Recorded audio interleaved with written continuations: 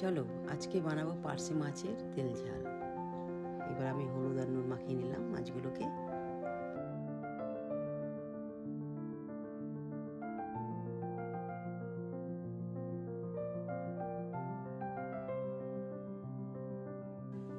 গরম তেলের মধ্যে আমি মাছগুলোকে ছেড়ে দিলাম, আস্তে আস্তে করে একটা একটা করে ছাড়লাম। একটা বাটির মধ্যে নুন, হলুদ, লঙ্কার গুঁড়ো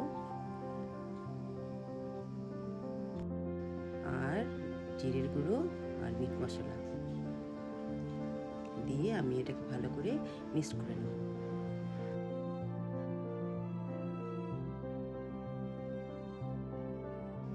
কড়াই তেলটা গরম হয়ে আসায় আমি পেঁয়াজ দিলাম, সর্ষে ফোড়ন দিয়ে পেঁয়াজ দিয়ে আমি ভালো করে নেড়ে নিলাম।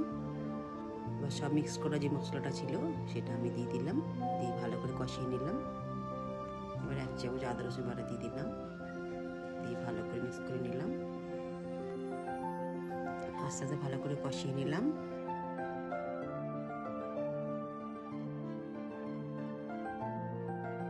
মশলার দিকে যখন তেল ছেড়ে গেল তখন আমি জল দিয়ে দিলাম।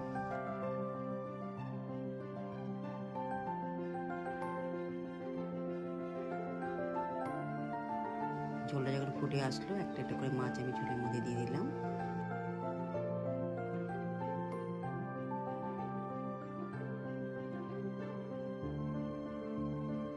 হয়ে গেছে আমাদের পার্শে মাছ। ওদিকে ধনেপাতা দিয়ে দিলাম আর 2-4টে কাঁচা লঙ্কা দিয়ে দিলাম।